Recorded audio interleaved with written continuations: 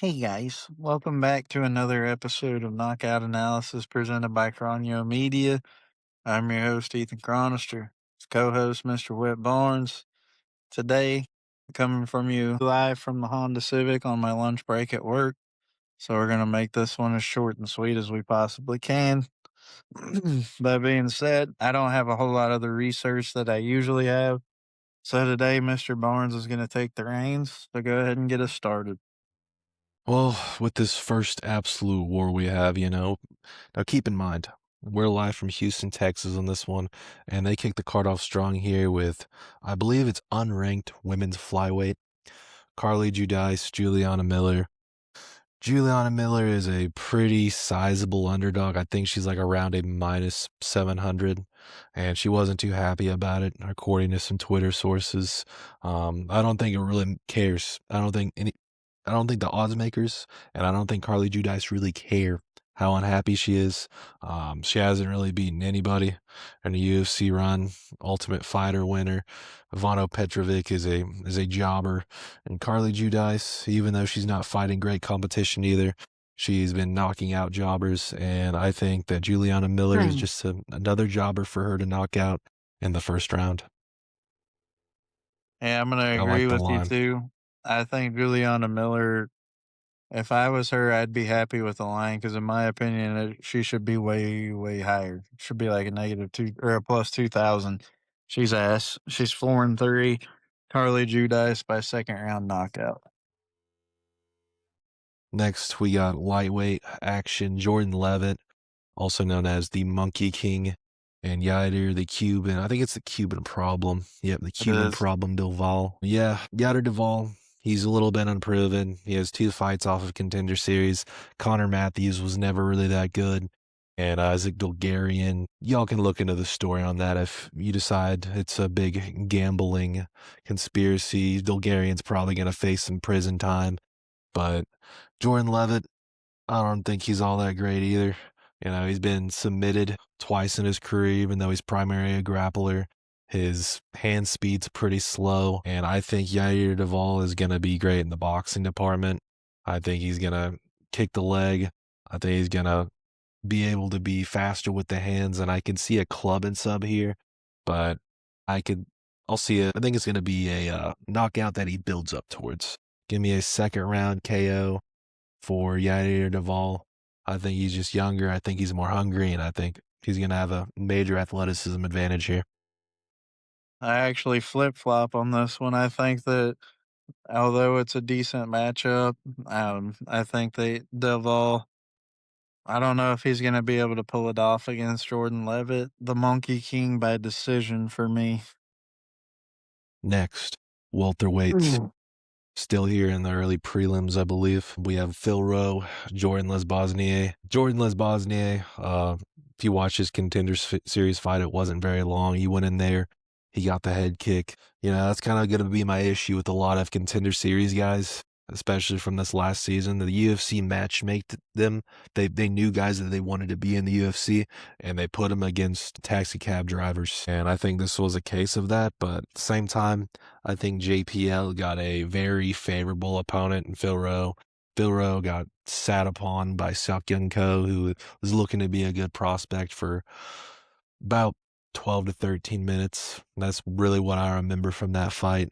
And his fight before that against Anjay Lusa, he was down clearly 2-0.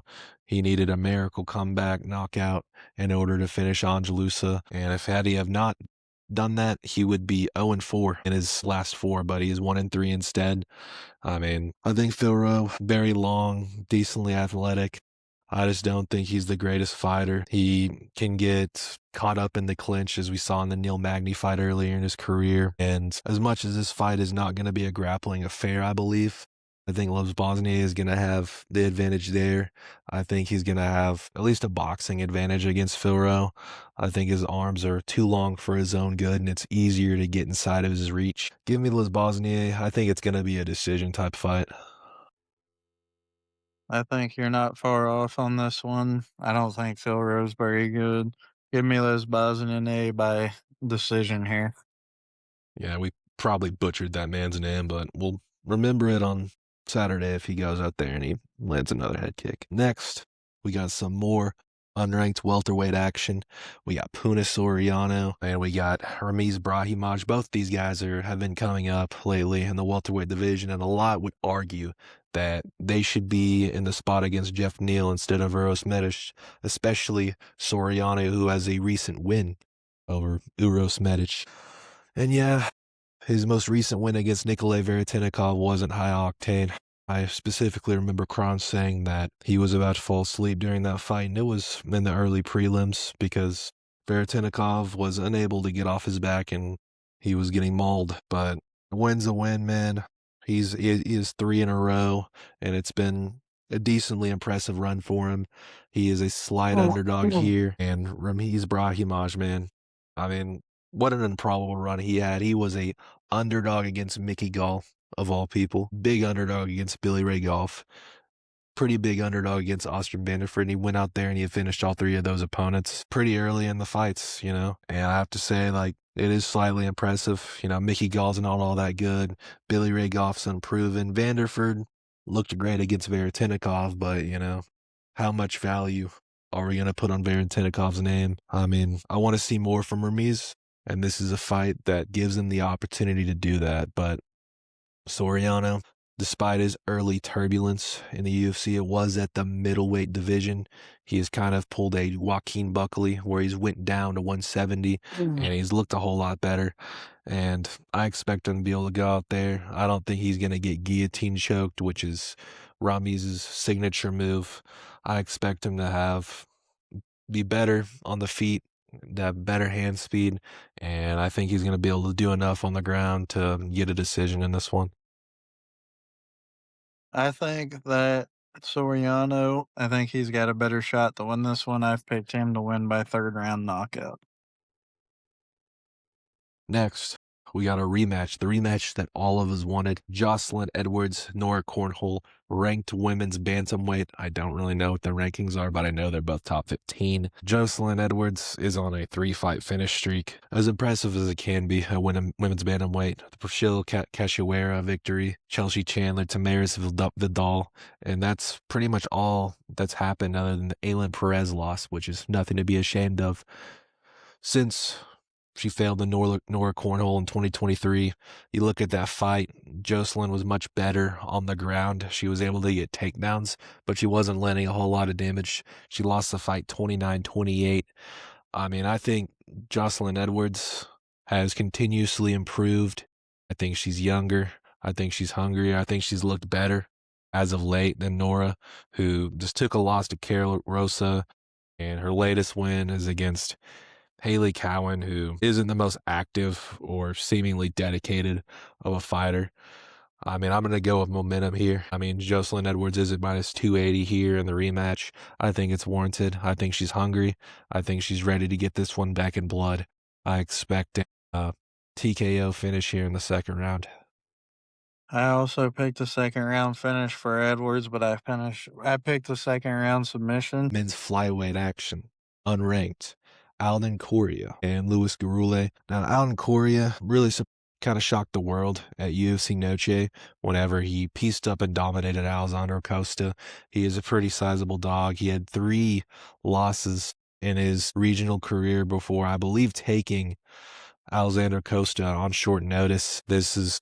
So, with that being said, I want to remind everybody that Noche card took place in San Antonio. This card's taking place in Houston. He's 1-0 in the UFC in Houston. So just keep that in mind. He's a minus 280-ish favorite, give or take, from the last time I checked the line. And Luis Garule, a guy I've never been impressed with. He was a huge favorite against Ode, and I vividly remember picking Ode to win that fight. I believe I picked Jesus Aguilar because the Nick Piccinini fight that he won to get in the UFC wasn't impressive. Nick Piccinini is an Oklahoma State wrestler with less than ideal striking, and Garule was able to take advantage of that. You know, he's kind of like a well-rounded fighter, Garule is. He's not great at anything. He's good enough to exploit guys who are incredibly one-dimensional.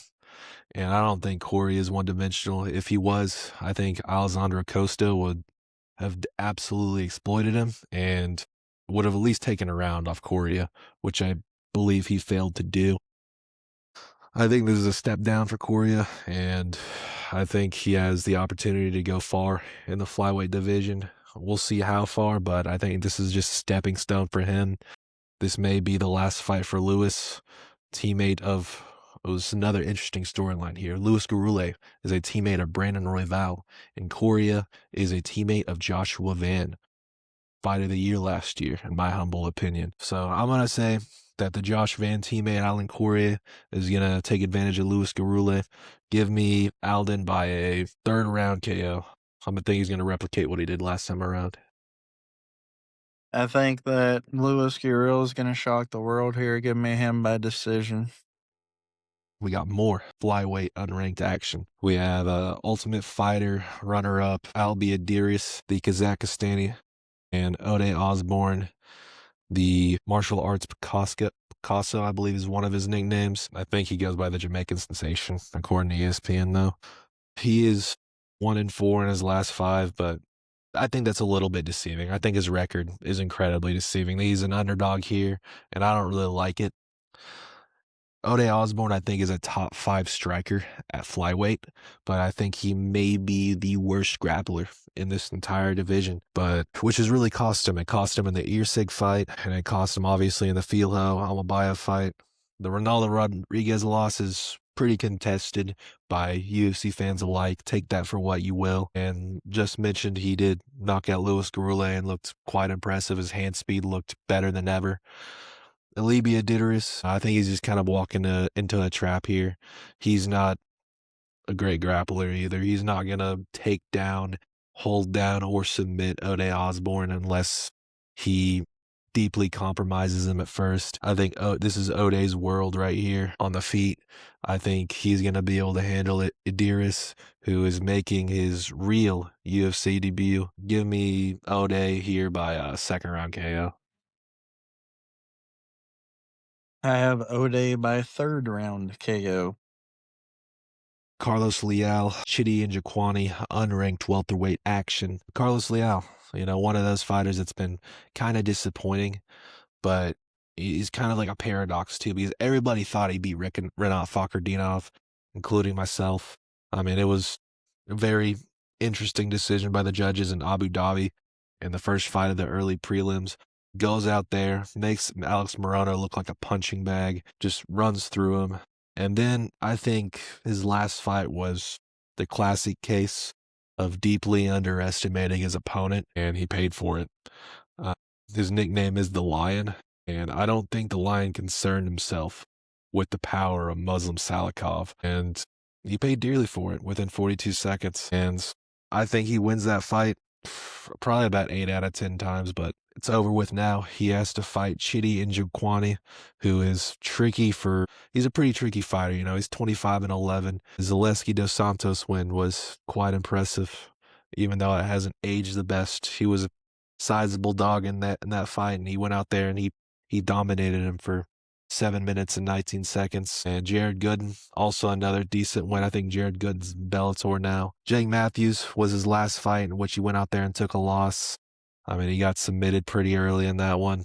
Jake Matthews was even quite surprised that he was able to do it that easily. Nobody really submits Chidi like that. I don't think it's happened. I think that's the first time it's happened to him in the UFC. Yeah. So, I don't know. This is one of those where it's kind of a coin toss. The odds reflect that. Carlos Leal has lost a lot of his momentum.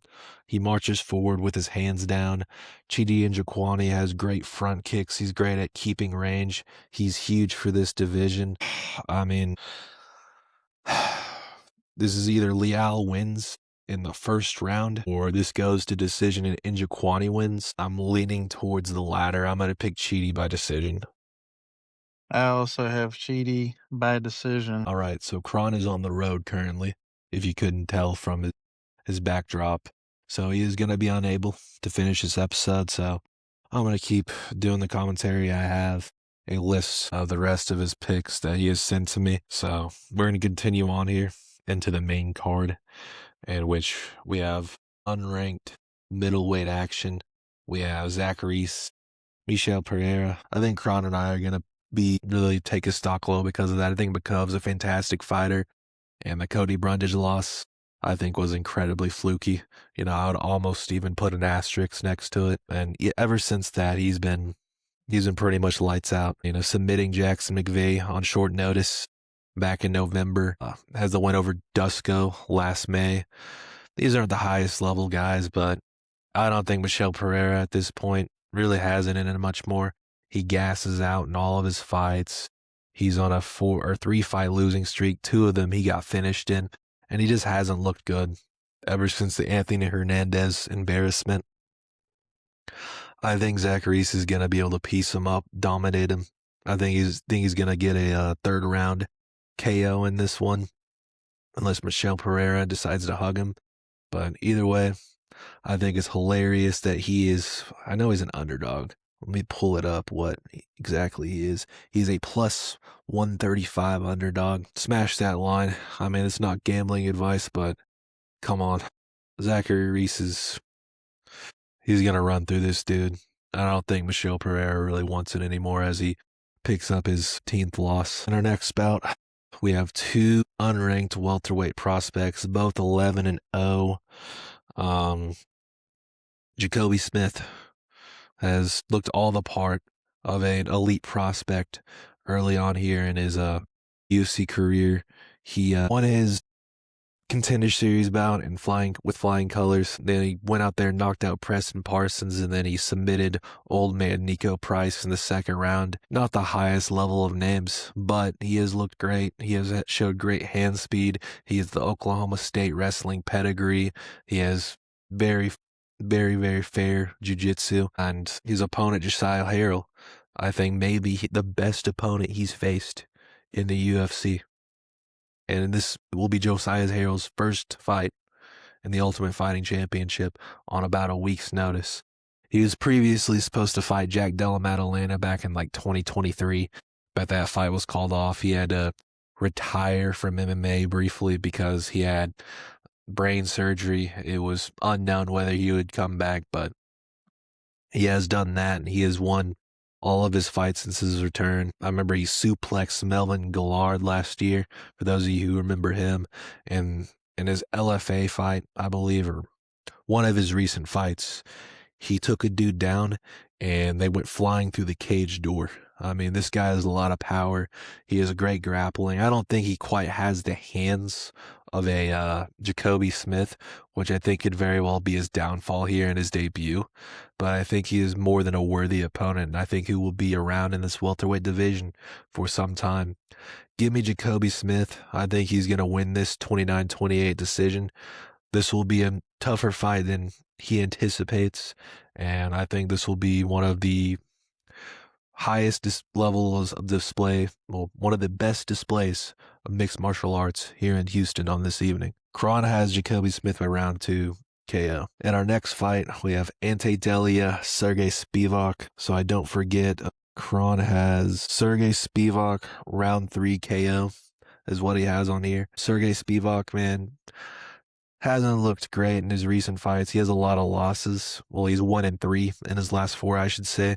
But let's just look at the names here. Cyril Gahn, Waldo Cortez Acosta, Jailton Almeida. I think these are some of the best heavyweights in the world. Yeah, Jailton hasn't had the best press, and he's been cut recently, but I don't think it was warranted, and I think he is one of the better heavyweights on the planet. He did go out there and sub Marcin Tybura in 2024, late 2024, I should add. I think Sergey is a great fighter.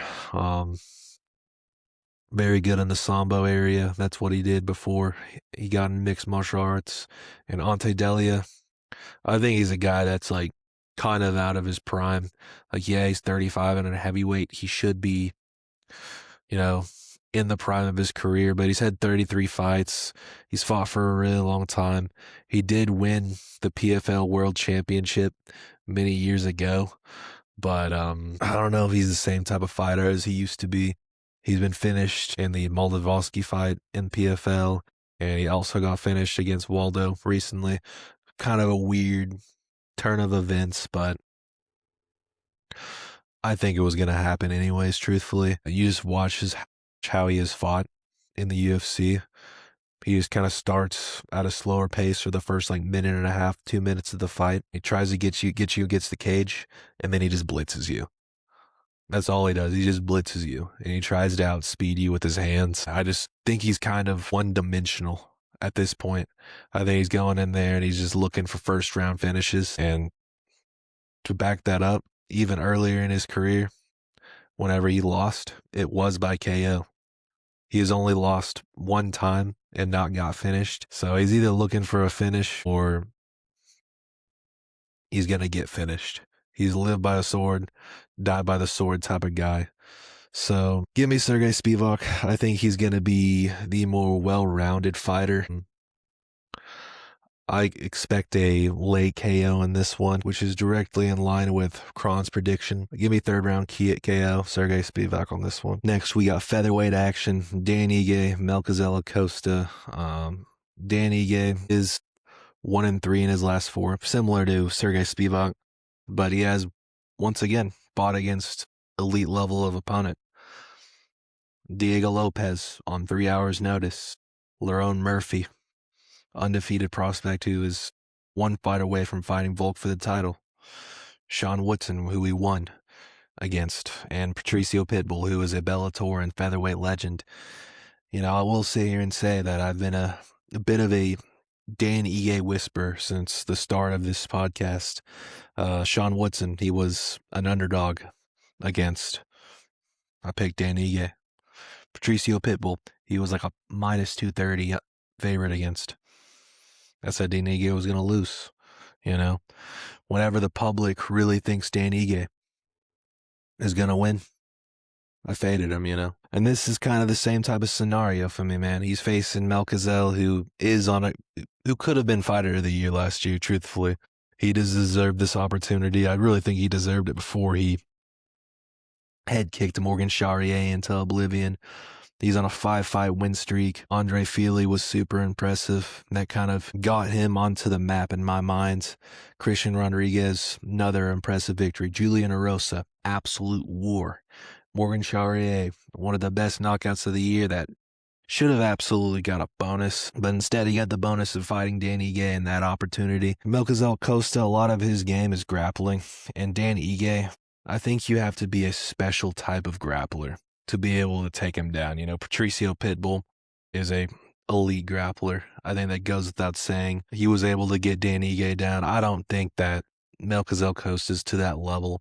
I think it's going to be very, very hard to land a knockout blow on Dan Ige. He's hard to hit. He has never been finished. And if you make a mistake, his rear straight, rear uppercut, rear hook, they're all quite devastating. A lot of people don't realize that until they get in there with him.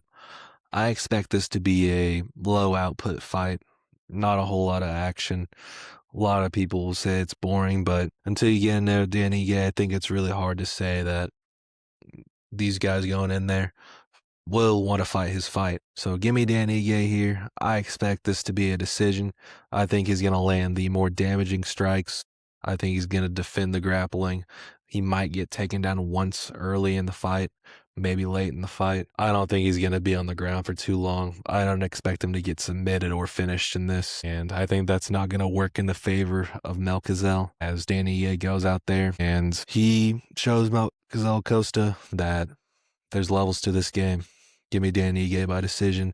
And I believe Kron has Melchizedek winning by 3rd round TKO. Melchizedek finishing Dan Ige for the first time in his career. Next, we got welterweight action. Uros Medic, Jeff Neal. I love this for a co-main event. Like, yeah, Uros Medic may not be the most deserving of an opportunity to be ranked at welterweight, but this is a great fight to make regardless. Jeff Neal is fireworks whenever he gets in there, man. He has lost. He's 1-3. Honestly, this is like the 3rd straight fight I'm kind of saying this. He's 1-3. Like Sergey Spivak and Dan Ige.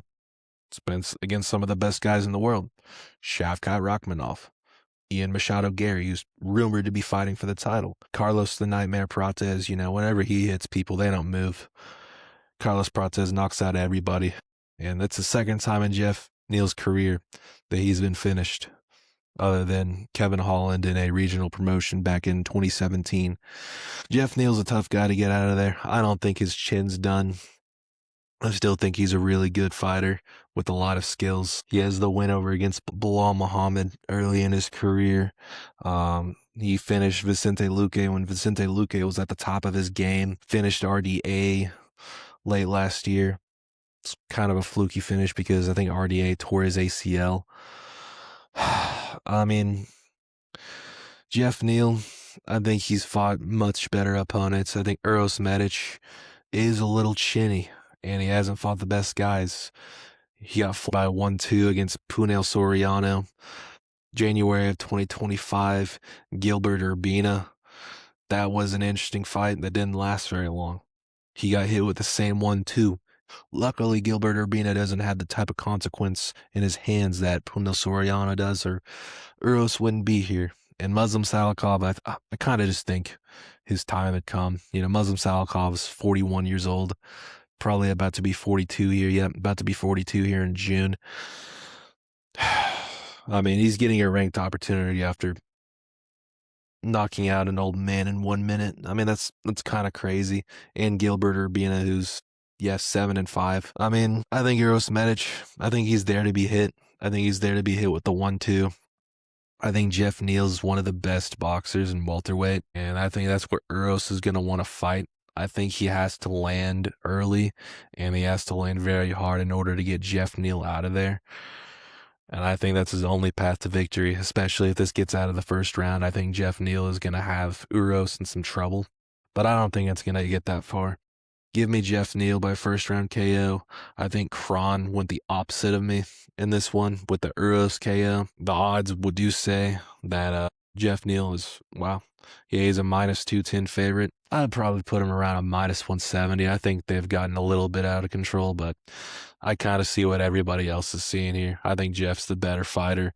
He has a lot more experience, and I think he is the expert and where this fight is going to take place. Next, we have Sean Strickland against Fluffy Hernandez. I like this main event, man. I mean, a lot of people don't like Sean Strickland. He says a lot of controversial things, and he doesn't have the most entertaining fighting style, but one thing he does is he wins. He is a +215 underdog against Anthony Hernandez, -250 favorite, and Sean Strickland only losses in his last 5 fights have been to Dricus du Plessis. First fight was very close. Second fight was not nearly as contested. Paulo Costa win. Israel Adesanya for the championship. He knocked out Abus Magomedov. He won a decision against Nazarbayev Imavov in a 5-round fight. I mean, damn near all of his fights out of his last 7 have been 5-rounders. He's going to be prepared. He's a veteran. Dricus du Plessis is a decent grappler. Abus is a decent grappler. I mean, this guy has faced very high-level grapplers throughout his career, and he's made them look easy. Brendan Allen, you know, that's a great example. Brendan Allen just took Anthony Hernandez to a decently close fight pretty recently, so take that for what you will. Anthony Hernandez, we kind of know what he's going to do. He's had a great turnaround in his career. Early on, it didn't look like he was going to do a whole lot in the UFC. Getting finished by Marcus Perez and then knocked out by Kevin Holland. He was 1-2 in his first 3 fights, and he's went on to go on a 1, 2, 3, 4, 5, 8 fight winning streak. I'll say it again, I've said this throughout the whole card. This hasn't been the best competition for him. Roman Kopylov is a great matchup for him.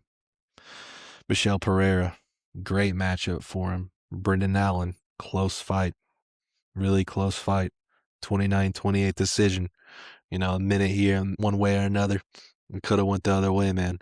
Roman Dolidze, I mean, that was his most impressive performance, but, you know, it's Roman Dolidze. He's a top 10-ish level fighter at middleweight. Sean Strickland is a top 3 middleweight in the world.